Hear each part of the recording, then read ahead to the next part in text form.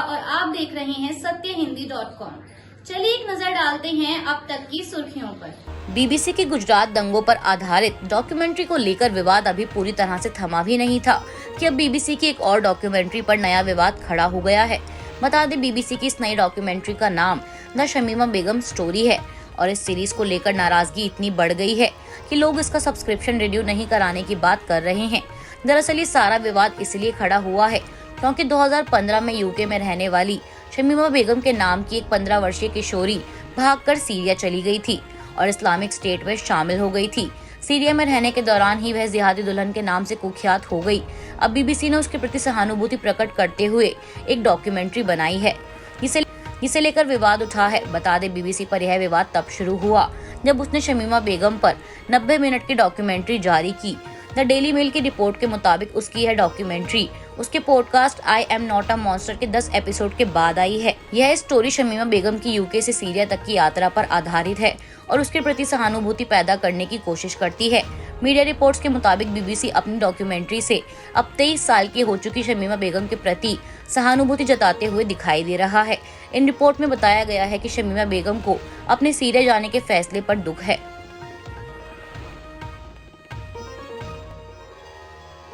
शमीमा बेगम UK में रहने वाली एक 15 साल की किशोरी है जो अपनी दो सहेलियों कदीजा सुल्ताना और अमीरा अब्बासी के साथ फरवरी 2015 में ब्रिटेन से भागकर सीरिया चली गई थी, जहां उसने 3 सालों से भी अधिक का समय आईएस के साथ बिताया और बाद में वह आईएस ब्राइड के रूप में कुख्यात हुई क्योंकि उसने सीरिया पहुंचने के तुरंत बाद एक डच आईएस लड़के से शादी कर ली थी। बांग्लादेशी मूल के माता पिता से ब्रिटेन में जन्मी बेगम से 2019 में राष्ट्रीय सुरक्षा के आधार पर यूके सरकार ने उसकी नागरिकता छीन ली थी। इसी बीच सीरिया में आईएस नेस्तनाबूद हो गया और उसके बाद से ही बेगम वापस यूके लौटना चाहती हैं, लेकिन सरकार इसकी इजाजत नहीं दे रही है। बता दें कि शमीमा बेगम के ब्रिटेन लौटने का फैसला अदालत में विचाराधीन है। इस बीच बीबीसी ने कथित तौर पर उसके फेवर में एक 90 मिनट की डॉक्यूमेंट्री रिलीज की है, जिसे लेकर लोगों का कहना है कि इससे उसके प्रति सहानुभूति बढ़ सकती है। कल शुक्रवार को नई दिल्ली के रामलीला ग्राउंड में जमीयत उलेमा ए हिंद का महाअधिवेशन जमीयत उलेमा के अध्यक्ष मौलाना महमूद असद मदनी की अध्यक्षता में शुरू हुआ। इस दौरान जमीयत उलेमा अध्यक्ष महमूद मदनी ने कई बड़ी बातें करते हुए कहा कि ये मुल्क सबका है, पीएम मोदी का भी है, महमूद मदनी का भी है। उन्होंने आगे कहा कि आज का दौर वसूल और हिफाजत की जंग लादने का दौर है, यह देश सबका है। मदनी ने आगे कहा कि भारत हमारा वतन है, यह वतन जितना नरेंद्र मोदी का है, जितना मोहन भागवत का है, उतना ही मोहम्मद मदनी का है। 1 इंच ना वो हमसे आगे हैं और ना 1 इंच हम उनसे पीछे हैं। इस्लाम इसी देश का सबसे पुराना धर्म है। मदनी ने कहा कि अदालतें रियासतों के दबाव में काम कर रही हैं, जबरन लालच देकर धर्म परिवर्तन के खिलाफ हम भी हैं, लेकिन आजकल देखा जा रहा है कि सामान्य धर्म परिवर्तन पर भी झूठे आरोप लगाकर जेल भेजा जा रहा है। मदनी ने कहा कि आज हमारे देश में नफरत का माहौल है, बेबुनियादी प्रोपेगेंडा फैलाने का काम तेजी से किया जा रहा है और ऐसे लोगों को सुप्रीम कोर्ट भी छोड़कर उनका हौसला अफजाई कर रहा है। उन्हें आजाद छोड़ा जा रहा है जिन्हें देश के लिए हम खतरा समझते हैं। देश भर में बीते कुछ समय से वंदे भारत एक्सप्रेस पर लगातार पथराव की कोई न कोई नई घटना सामने आ रही है। इस बीच खबर है कि अब सिकंदराबाद से विशाखापत्तनम के बीच चलने वाली वंदे भारत ट्रेन पर पथराव हुआ है। यह पथराव तेलंगाना के उपनगर महबूबाबाद में शुक्रवार शाम किया गया है। बता दें, पथराव में ट्रेन के शीशे थोड़े क्षतिग्रस्त होने की खबर के बाद रेलवे पुलिस इस मामले की जाँच में जुट गई है।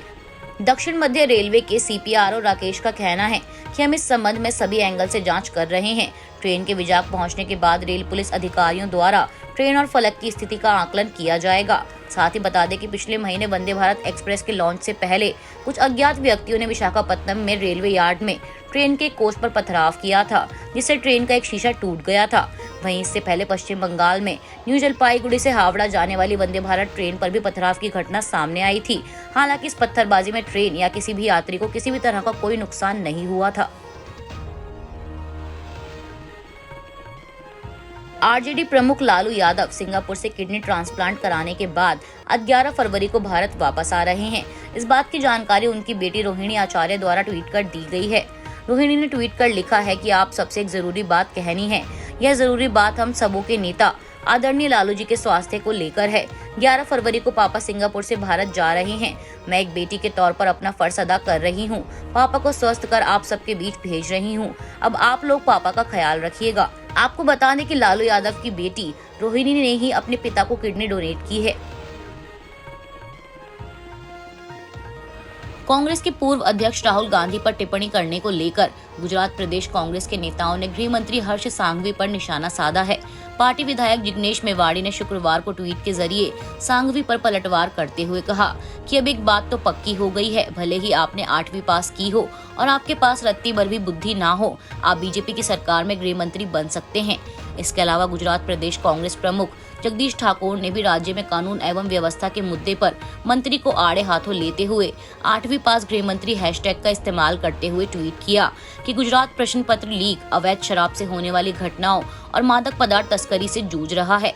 ठाकुर ने अपने ट्वीट में आगे कहा कि जो लोग महिलाओं को सुरक्षा देने में नाकाम रहे हैं और विकास के नाम पर पैसा उड़ा रहे हैं, वे किस नैतिक आधार पर अचानक से अन्य लोगों की बुद्धिमत्ता पर बात करने लगे। दरअसल सांघवी ने गांधी की भारत जोड़ो यात्रा के संदर्भ में बुधवार को ट्वीट कर लिखा था कि अब एक बात तो पक्की हो गई, 3000 किलोमीटर चल भी लो तब भी दाढ़ी ही बढ़ती है, अकल नहीं।